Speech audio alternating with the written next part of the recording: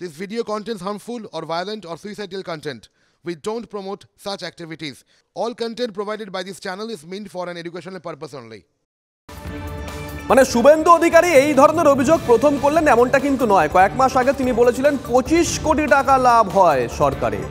সুমন মহাপাত্র আমাদের সঙ্গে রয়েছেন, আমাদের সহকর্মী। সুমনের কাছে একটু যাই। সুমন, দেখো, রাজনৈতিক চর্চা যারা রাজনীতি করেন তারা তো করবেন, আমরা গেলাম না সেদিকে। আমরা একেবারে পরীক্ষার্থীদের কথাটাই না হয় বলি। গতকাল তুমি কথা বলেছিলে, প্রসেনজিৎ কথা বলেছিল, সুব্রত কথা বলেছিল। কি বলছেন পরীক্ষার্থীরা? গতবার 150 টাকা গেছে, এবার 500 টাকা গেল, সামনের বার হয়তো 1000 টাকা যাবে। মানে তাদের এই অনাস্থার জায়গাটা তো চাকরি না পেয়ে বছরের পর বছর টেট হচ্ছে, কোষাগারে টাকা জমা হচ্ছে। সুমন, দেখো, প্রাথমিক শিক্ষা পর্ষদ 2014 সালে টেট নিয়ে বিস্তর দুর্নীতির অভিযোগে বিদ্ধ হয়। টেট প্রক্রিয়াটা পুরো ঘেঁটে যায় বলা চলে।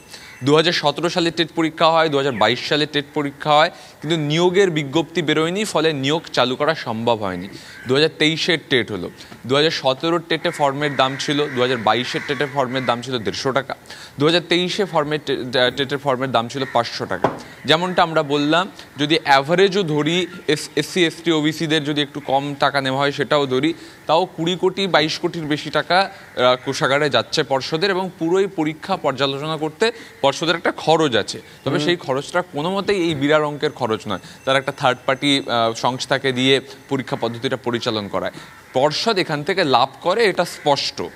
এইবার প্রশ্ন হচ্ছে, পর্ষদ লাভ করতেই পারে, পর্ষদের দৈনন্দিন খরচ রয়েছে, কিন্তু পর্ষদ নিয়োগের বিজ্ঞপ্তি কেন দিতে পারছে না? পর্ষদ দায় চাপাতে পারে শিক্ষা দপ্তরের উপর, ভ্যাকেন্সি পাচ্ছে না বলে। শিক্ষা দপ্তর কার উপর দায় চাপাবে? শিক্ষা দপ্তর তখন দায় চাপাবে পর্ষদের উপর, বলবে তাদের বিষয় এটা।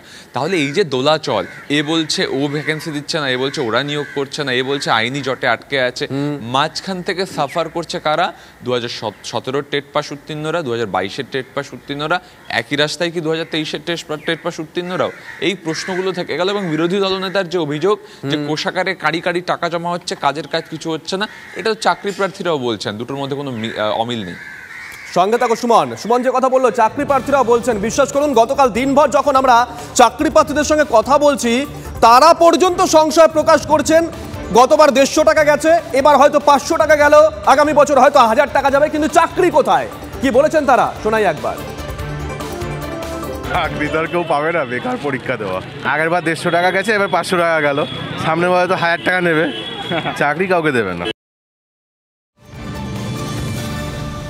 যে কথা বলছিলাম, শুভেন্দু অধিকারী আজ থেকে 3 মাস আগে বলে দিয়েছিলেন, দাবি করেছিলেন 25 কোটি টাকা লাভ হয় সরকারের এই টেট পরীক্ষা নিয়ে বা যে কোনো চাকরির পরীক্ষা নিয়ে। কি বলেছিলেন শোনাবো, ব্যাক টু ব্যাক শোনাবো। কুণাল ঘোষ কি পাল্টা দিয়েছেন। আবার ভোট আসছে লোকসভা, আবার টেট হবে।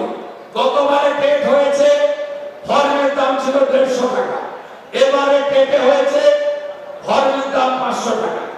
27 কোটি টাকা তুলবে প্রাইমারি কাউন্সিল, 2 কোটি টাকা পরীক্ষায় খরচ হবে, আর 25 কোটি টাকা চোর শিক্ষকদের বাঁচানোর জন্য সুপ্রিম কোর্টে, হাইকোর্টে লয়ারদের পেমেন্ট হবে।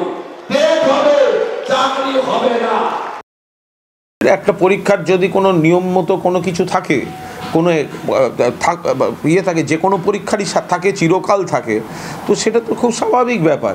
যদি কোনো পরীক্ষায় তার একটা ফি নির্ধারিত হয়ে থাকে, সেটা যে কোনো পরীক্ষার ক্ষেত্রে সব দেশ সব রাজ্যর ক্ষেত্রেই একটা ফি থাকে, এবং সেটা রয়েছে। যদি থেকে থাকে সেটা প্রশাসন বলতে পারবে, তার মধ্যে তো লুকোচুরির কোনো ব্যাপার নেই।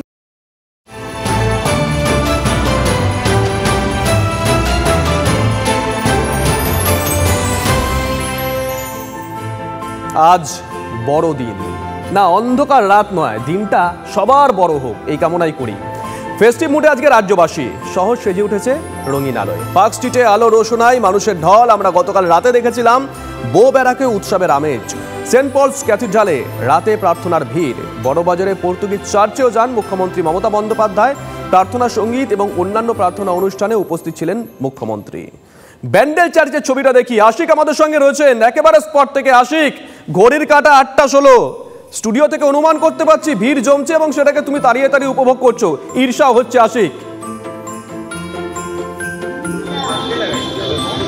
একেবারেই শুভজিৎ, তোমাকে মেরি ক্রিসমাস। এবং আমি দেখানোর চেষ্টা করব এই মুহূর্তে ব্যান্ডেল চার্চের ছবিটা। যত বেলা বাড়ছে তত কিন্তু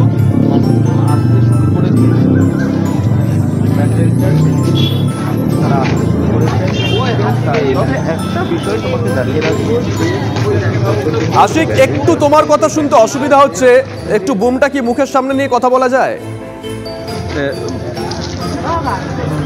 যে তোমাকে একটুখানি আমি জানিয়ে রাখবো যে এই যে মূল ফটক রয়েছে সেই মূল ফটকের সামনে একটি ক্লিপ করা হয়েছে। সেই ক্লিপের কাছে প্রভু যিশুর যে জন্ম বৃত্তান্ত সেই বৃত্তান্ত তুলে ধরা হচ্ছে এবং সেখানেই মানুষজন আসতে, তবে মূল যে গির্জা অর্থাৎ যে প্রার্থনা হল বা মাদার মেরির যে মূর্তি রয়েছে ব্যান্ডেল চার্চের ভিতরে, সেইখানে কিন্তু সাধারণ মানুষের প্রবেশ অধিকার নেই। বহু মানুষ ইতিমধ্যেই আসতে শুরু করেছে। আমরা কথা বলে নেওয়ার চেষ্টা করব তারা কোথা থেকে এসেছেন এবং কেমনভাবে উপভোগ করছেন। আশিক, একটু যোগাযোগের সমস্যা হচ্ছে তোমার সঙ্গে, দিনভর তোমার সঙ্গে কথা বলবো, অন্যান্য ছবিও দেখাবো।